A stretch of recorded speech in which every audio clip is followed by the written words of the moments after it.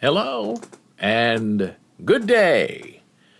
This is Boles TV. It's BOLES .television, coming to you live and in person from the East Coast of these United States. Hair check. Every time we change our shirt, our hair changes color. It's looking a little white, but it's not. It's very, very dark brown. And a little messed up. Looks like I've been in the wind. There's no wind. So, interesting things have been going on in the world, and we try to find some way to provide context and to provide some kind of meaning beyond just guessing and wondering. And that's a hard thing to do, because sometimes it helps if you're old and you have a lot of experience. But before we get to being old, something interesting happened about 18 hours ago. I was reading something, and people get their phones stolen and their computers stolen, and if you have like an iPhone and it's stolen and it ends up somewhere like in China and you can see it on your phone using Find My Phone, and then you'll start getting messages from China saying, we're going to charge $1,000 on your phone unless you disconnect Find Your Phone. And here's how you do it, and they send you instructions. Because if you turn off Find Your Phone, that means you're giving up ownership of the phone. Now, because they don't have your password or your face, they can't do anything. So the only thing that they can do is to try to embarrass you and scare you and force you into disconnecting. And you don't do any of it. All you do is block and move on and mark your phone, your iPhone, in your Apple account. Don't remove it. Keep it on Find My iPhone. Just mark it as lost. And then Apple will take care of the rest. And it's usually not the person who stole your phone who's sending you that message. It's the person who stole your phone, sold your phone to someone who doesn't know it's stolen, and that person paid the stealer, and the stealer has the money gone. So it's the person who got ripped off by the person selling the phone, thinking they were buying, I guess, a legitimate used phone, and they're trying to get you to unlock it for them. Don't do it. So as I was, reading, I remembered that all of our Apple phones and computers and iPads are all locked, meaning that the drive within them is encrypted.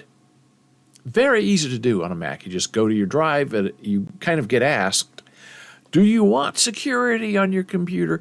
Do you want us to lock your phone and your computer for you? And then you say yes, and it says okay, and then it just sort of magically does it in the background. It's very sexy and secure.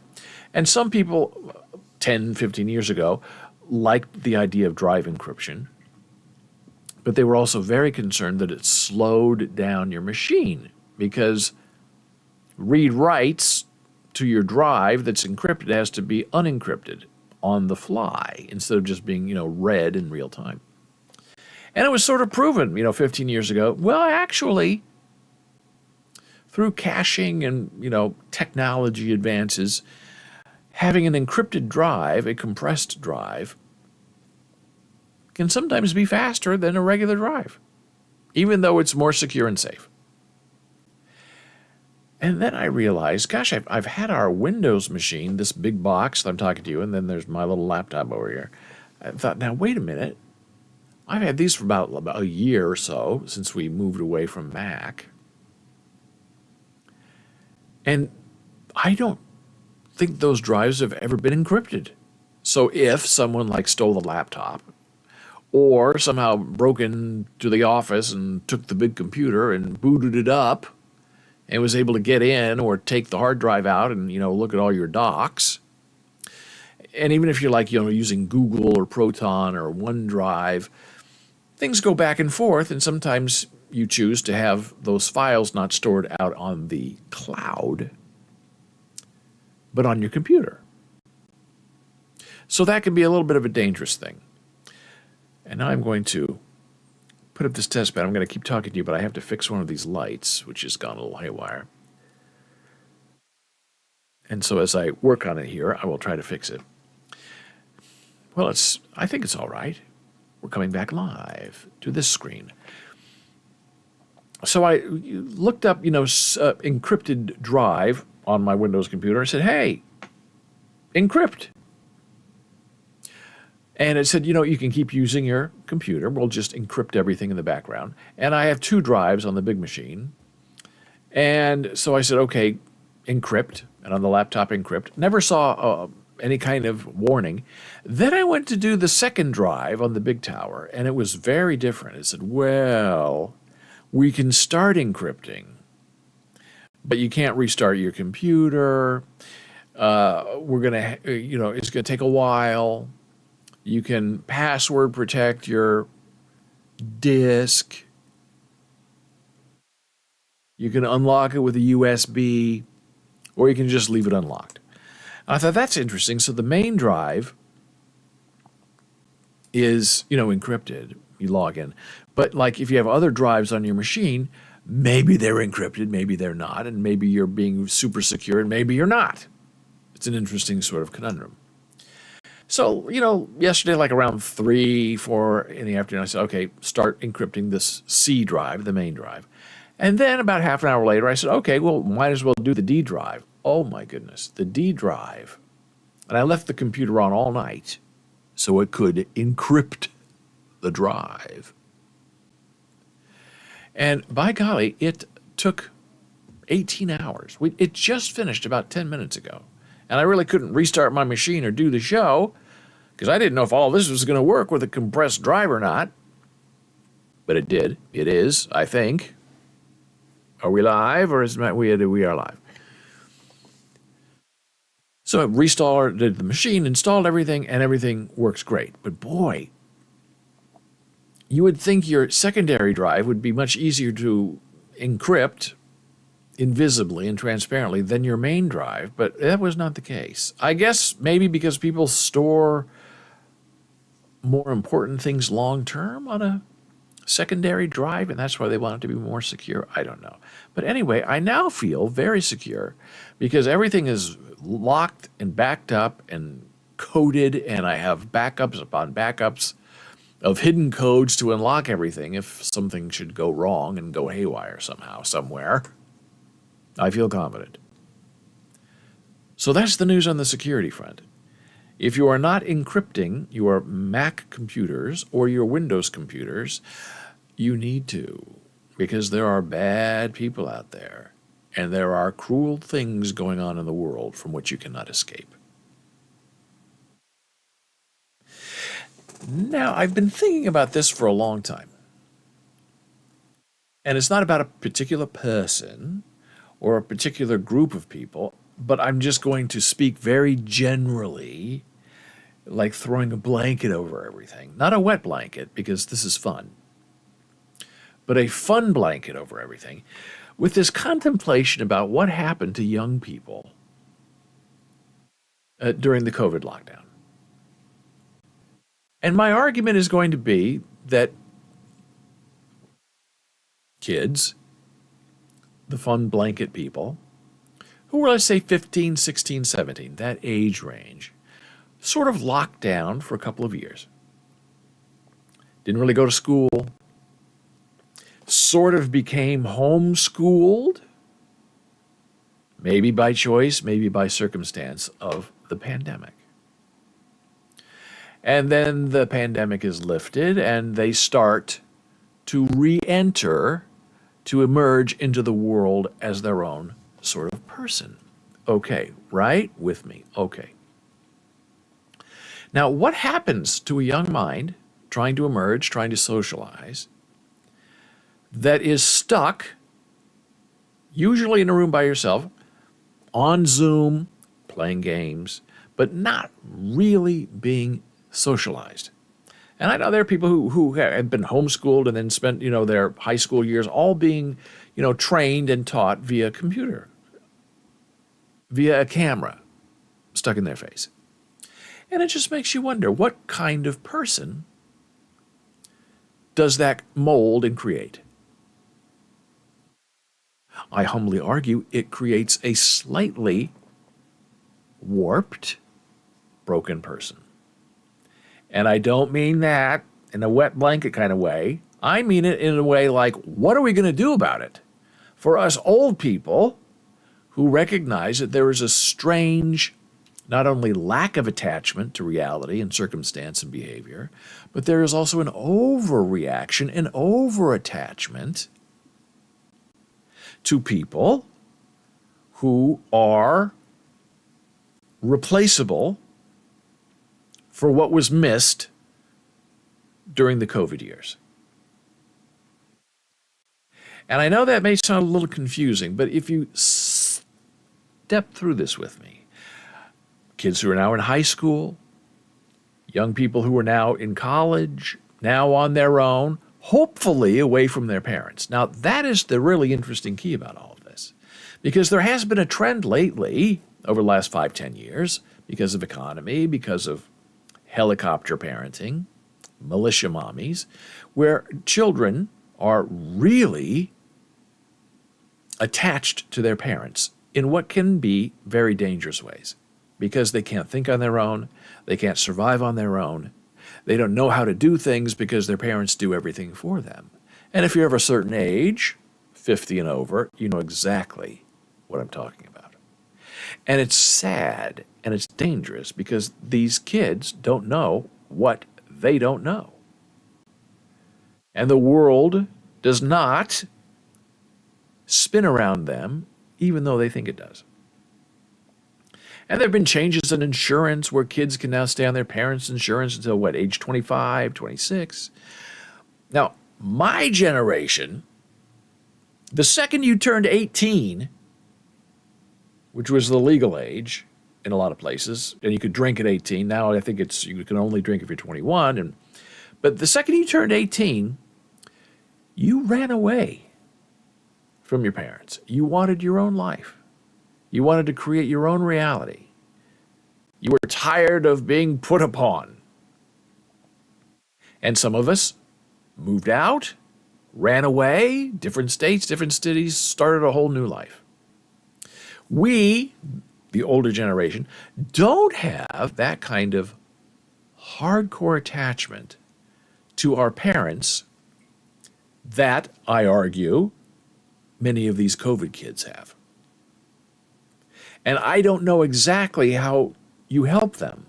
Because to help them, you sort of have to sit down and have a conversation with them and say, look, there are things that you don't know because your parents either didn't tell you about the world or don't want you to know about the world. Because they enjoy, they like having you dependent on them. So, as a role of a friend, mentor, teacher, philosopher, live stream host, how do you reach out to those young people who maybe don't realize that they have been in some way cheated out of 2 years of socialization and interaction in their lives because of this COVID pandemic? And some, they're spoiled, they're rotten, they get everything they want. I read the other day that the young generation today, there are two things that they don't do anymore. They don't learn how to write in cursive. They just print like a child, like a kindergartner. And they don't know how to read a clock with a second hand and an hour hand. And in schools, public schools, private schools, regular clocks that we know as old people are being removed and replaced with digital clocks. I find that outrageous and unimaginative and incredibly odd. And to me, that's a failure of parenting. If you're stuck with your kid for 2 years in COVID, you have to teach them things that they're not getting out in the real world. One of them is how to read a clock. The other one is how to write in cursive, because people write in cursive who are older than you, and if you want to read a book or look through history, you need to learn what the words mean. But that seems to be devalued today. Well, that's why we have a computer. AI can tell me what time it is. If I have something that's handwritten I don't understand, I'll just give it to ChatGPT, say, read this and interpret it for me, and the AI will fix it for me because the AI is smarter than I am. That's sort of the attitude now, which I think is very dangerous because that all depends on electricity and computers and not being locked out of your computer because it's an encrypted drive.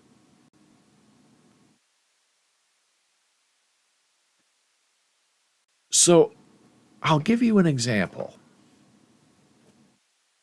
As you may know, I have been studying for the past, I don't know, 3 months or so, Italian as part of our ASL-opera.com project. Okay?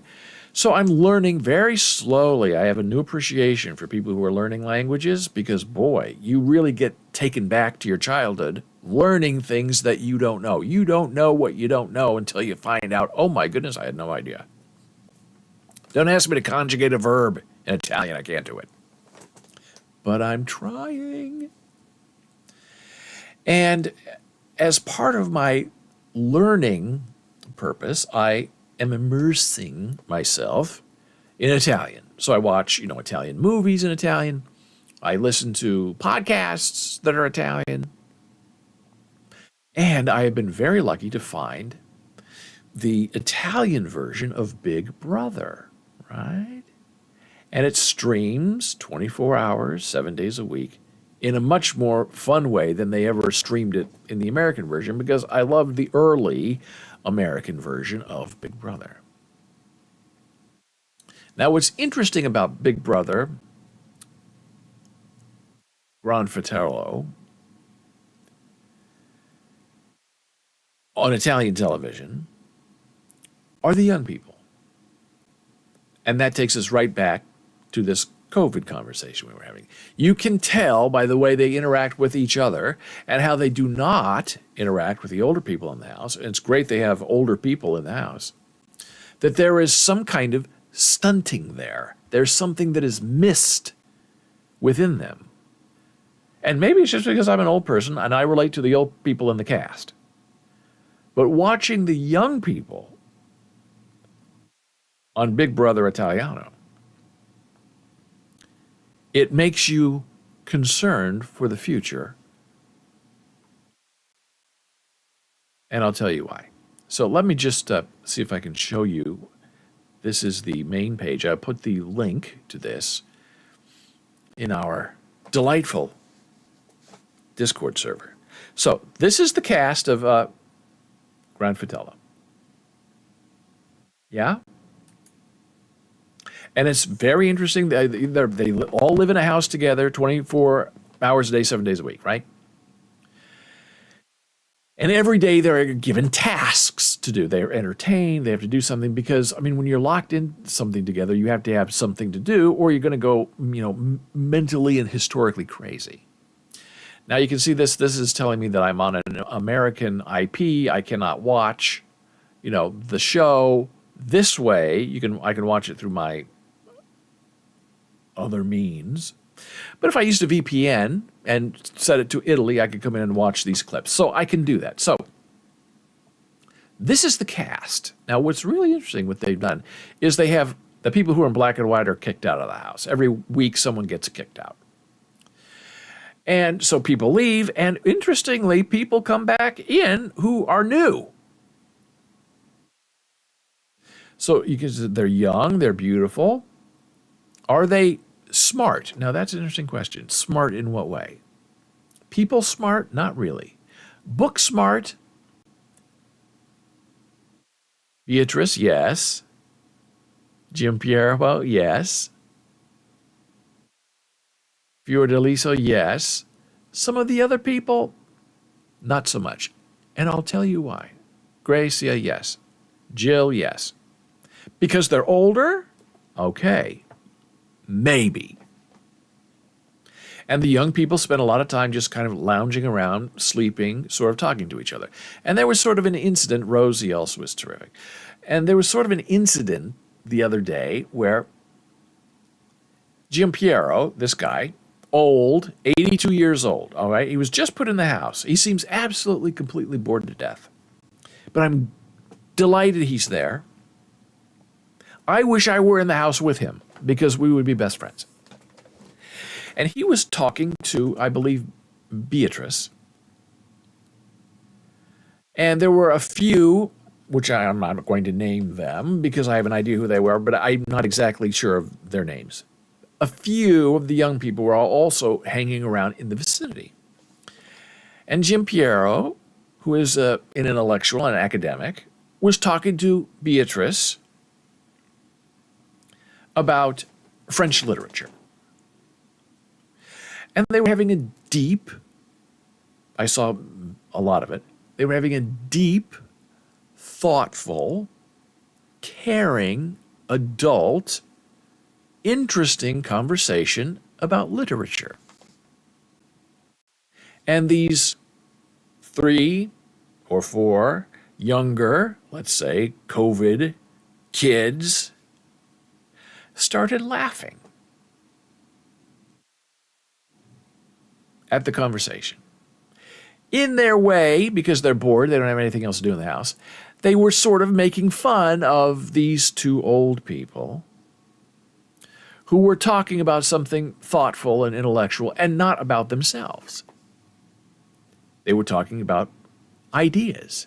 They were talking about how thoughts and values and morals have changed from one moment in time to another moment in time. And that is one of the great thrills of literature, is that a historical piece of literature takes you on a journey from one point to another. And you learn about people, you learn about cultures, you learn about places, you learn about things. And Jim Piero was upset and sort of, made it known. And Beatrice, when they started laughing, Beatrice is, I don't want to say a stereotypical redhead, but she's very angry about everything. And in some ways, she steals the show because every day she's upset about something. And she doesn't keep it to herself. She just goes after you. But never yelling, never, physically. She just shreds you apart with her very quiet words. And I tend to agree with her a lot. And so she told those young kids, you're not paying attention, you're being disrespectful, you're ridiculous. Just if you're not interested in what we're talking about, don't say anything. Just get up and walk away. Leave us alone. We're having a conversation. We're stuck in this house with people like you. And that got me thinking, okay, so we're talking about COVID kids, disconnected, helicopter parents. And then you take a group of these kids, even if they're Italian, and you put them in a house together, and they're all sort of dysfunctional in their own way because they all have that same experience of being disconnected from the world for 2.5 years. And then you have the older group of people who lived through COVID and, talked about literature and kept their minds and lives alive, and they weren't in a developmental process emotionally or intellectually or physically.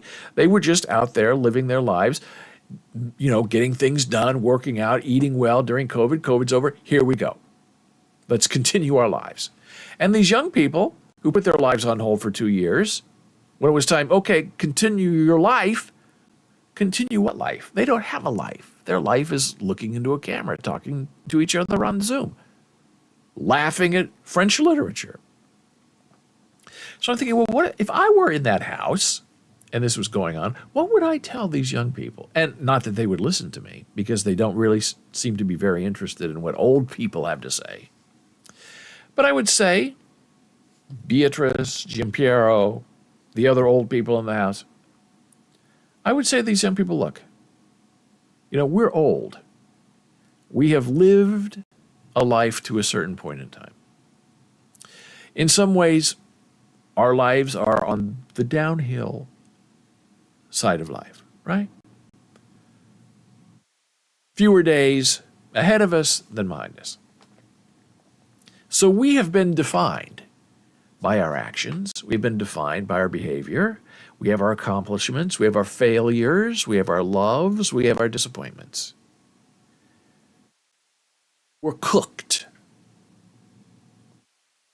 So we're in this house together and we're talking about literature, or we're just hanging out or making pasta or talking to each other. We're just in this to experience the experience of Big Brother Italiano. You, however, have no idea what's ahead of you. And every moment you live in this house and interact with other people in what could be considered a cruel and unusual way, you are defining yourself and your personality from this point, just like French literature, to the next point. So people are going to see us on TV and say, oh, they're old, they know what's going on, they're fun, right?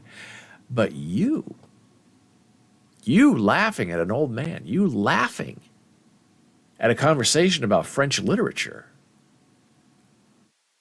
doesn't redefine you as a young person coming out of COVID isolation. It actually defines you. It makes you that person. And then the show's over. We old people go our way. Hasn't changed us. We had a nice conversation about life and living. Whereas the other people in the house, young, immature, foolish, behaved that way in the house, have now stamped that on their lives from this point to the next point.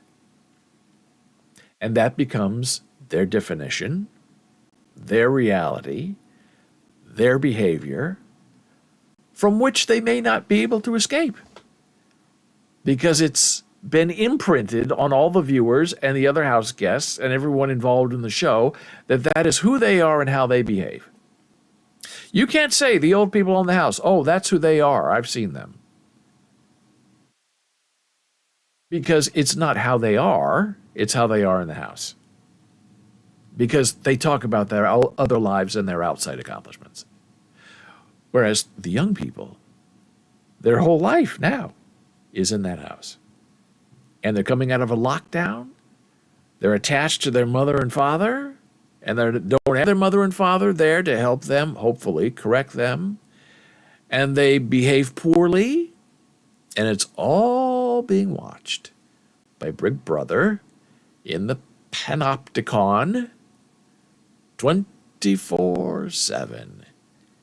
And there is no escape. So be careful.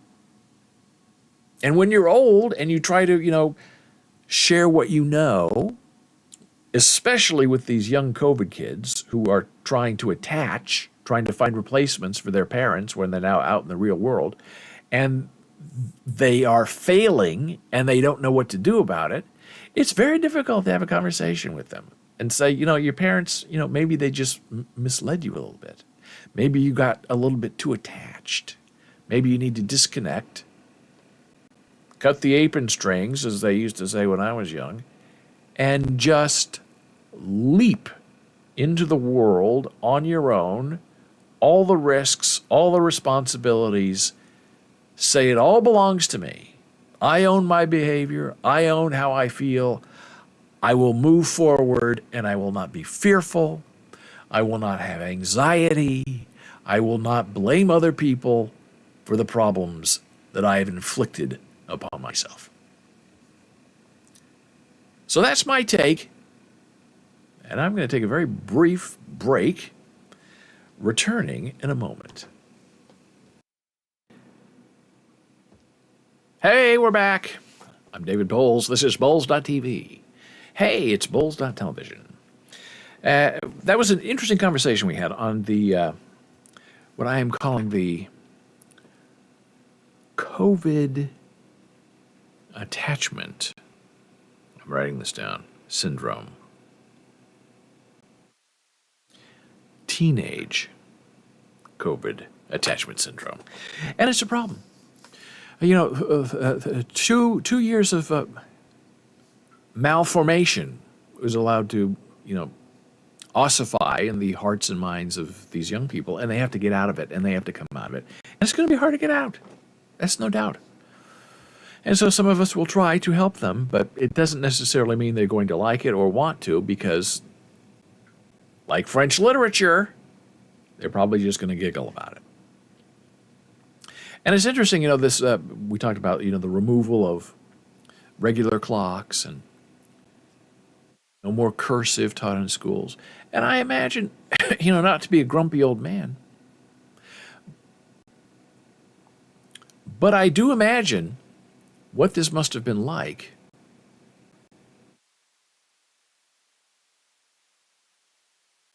50 years ago when the decision was made, we will no longer teach Latin in schools.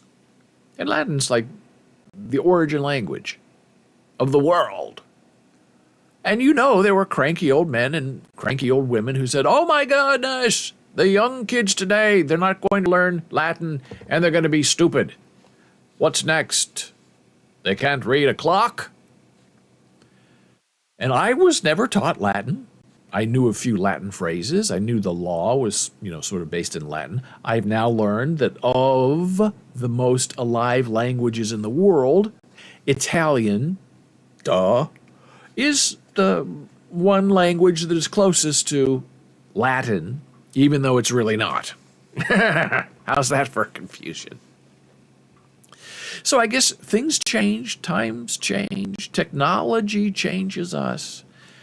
And this whole AI movement of creating images and AI voice and AI created books and research and blog articles, it's all not coming for us. It's all already here, and it's going to overtake us. And will we be able to know the difference between real and fake? I think that's here now too. I don't think it really matters. It's a concern for all of us. So now I'm going to share with you a story that happened about, I'm guessing, 4 months ago. Let me just check this before I click on it, because I don't want to click on something that doesn't make sense. Okay, I like that. But let's don't do that. Go back to it. Okay, here we are. Okay. Oh, I messed this up.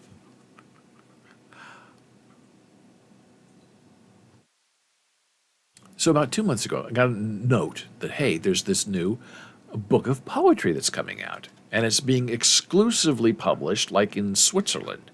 And I thought, what? And then I saw the title. And I was very affected by it. I'll show it to you right now. This is where I went to get more information.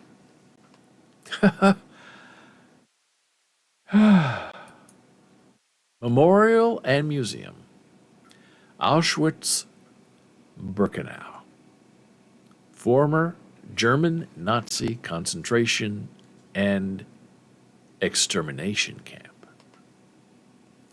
And this was the news article that was sent to me that I'll share with you right now. Well, it's a little, 2 months ago. Yeah, this is back in what, May? January, February, March, April, May. Yeah, May. It's been May. I put in my order the first day. Notebook of Poems from Auschwitz. The museum's Polish, this is really interesting, Polish-English-Swedish publication presented in Sweden. Now, isn't that interesting?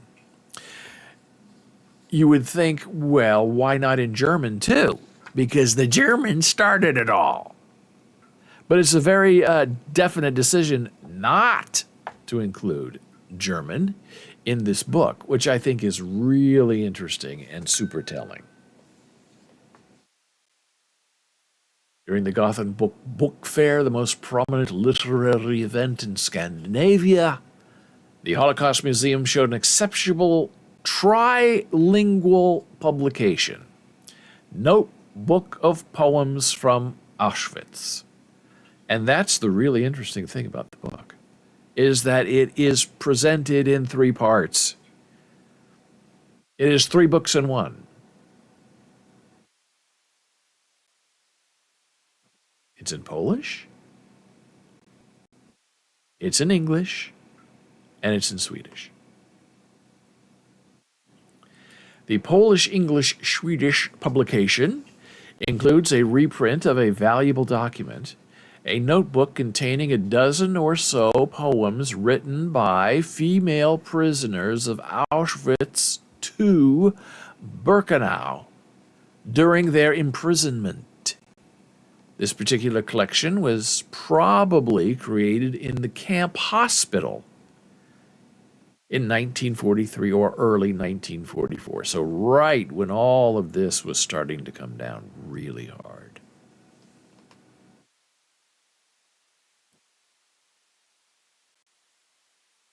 The promotion was initiated by the director of the Polish Institute in Stockholm.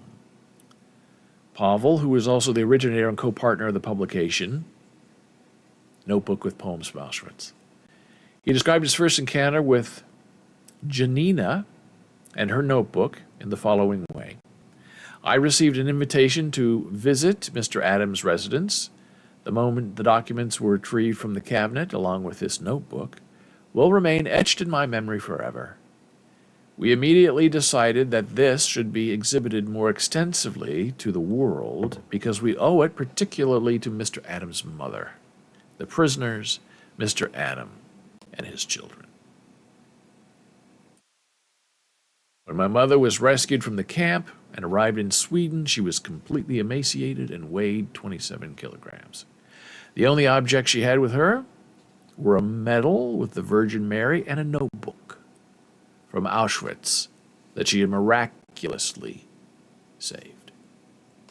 And so you could order this book from the Memorial Auschwitz-Birkenau concentration camp sort of museum.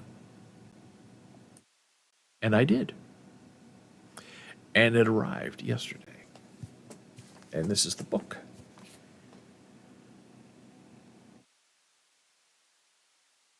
The Notebook with the Poems from Auschwitz. And it's a hardback book, and it is a very beautiful, touching, heartbreaking book. And you think, oh gosh, after all these years, Auschwitz, does anybody care? And then you think back to the last week or two or three to think, oh, okay. Hamas, Israel, certain political figures want to take immigrants and lock them up and ship them to faraway places. And you think, oh, goodness, this old notebook is pretty prescient today. So I'll show you some of the pages because it's really beautifully well done. And the book was not that expensive. I think, it was in a Polish dollars, or maybe the page was in Polish, but I think American, when it finally came through, was like $15. That is super cheap for a hardcover book today. This is the English version, and then, the English version plays, you read the English version, and then the Swedish version, and then the Polish version. And then about halfway through the book, as time sort of stops for you as you think, and you wonder, oh my goodness, now what have I done? What have I happened upon now? It hits you, and it's very well done. And you turn to this page.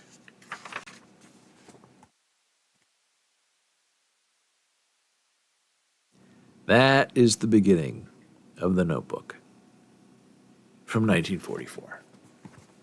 And you turn the page, and you're taken back in time two ways. The original page and the translation. Translated in all three languages, English, Swedish, and Polish. And the color photographs of each page are dramatically incredible. And it's just a simple testimony to what happened. This was my life. This is what's going on. And I'll read you a little piece of it because it's important.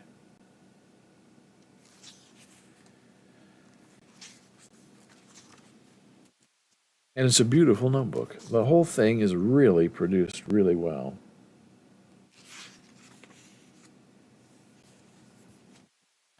So this is the English translation.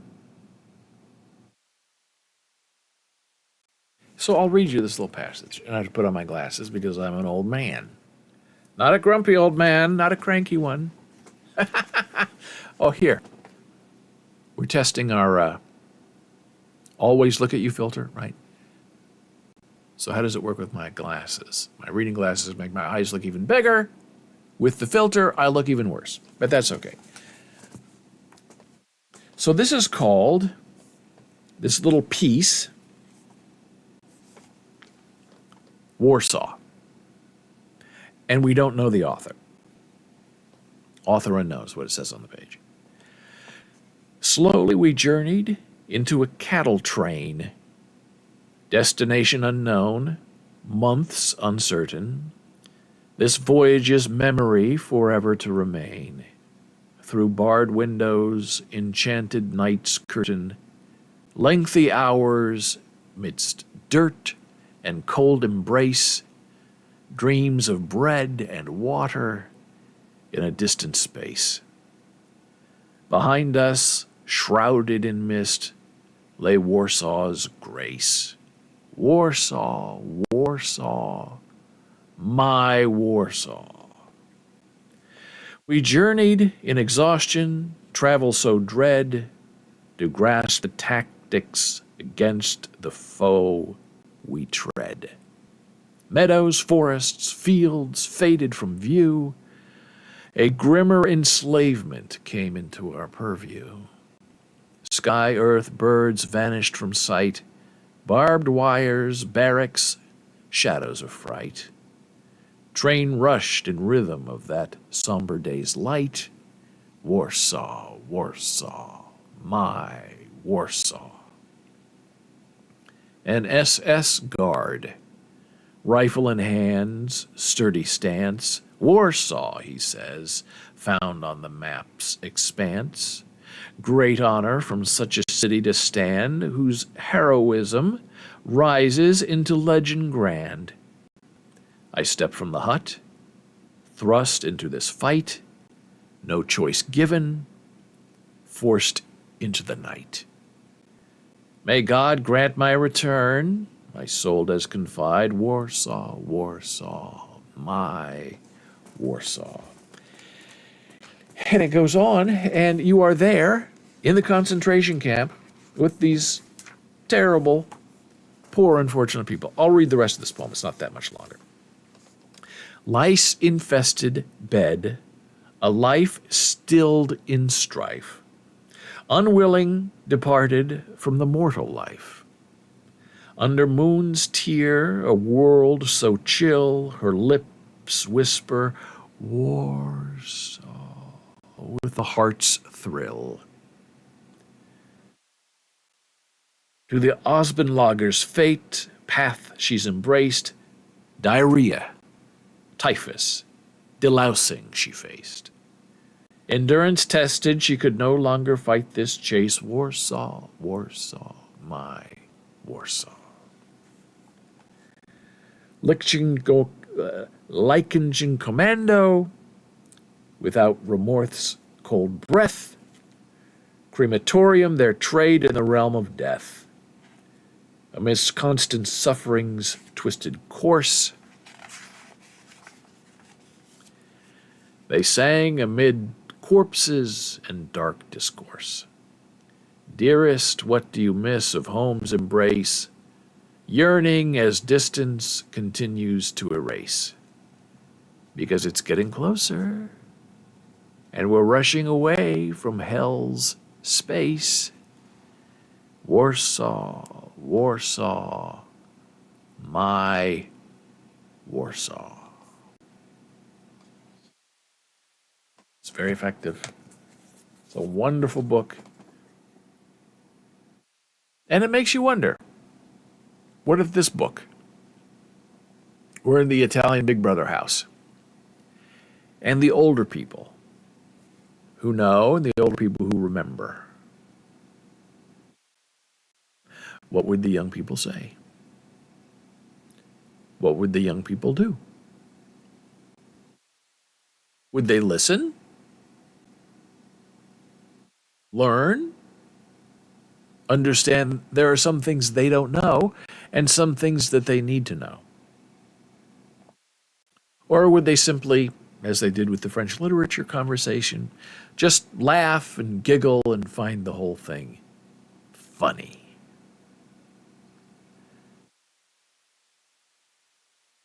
These are the issues. These are the contemplations of the life we live. Do we move forward as a community, as a society, or instead do we just keep repeating what's already happened? And we're seeing that now with our politics. Auschwitz is right here. You can hold it in your hand. This is what happened. This is the record. And you see the rise of Nazism in a lot of places in America. And it's always been there. There's been no fear about that. Always a concern, but never a fear. Until you have people who encourage it. Don't hide who you are. Don't hide your flags and your memorabilia and your hatred for those who are not like you. We encourage you to come out and yell at them and make noise and make fun of them and hurt them if you want to. A society cannot sustain that. And in a society like the United States of America, where we believe in freedom and freedom of speech, there are limits.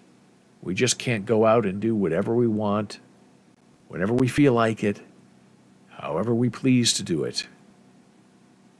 We have to do it with responsibility and knowledge of what came before. We need to know Latin. We need to know French literature. We need to know Auschwitz. We need to know how to read a clock.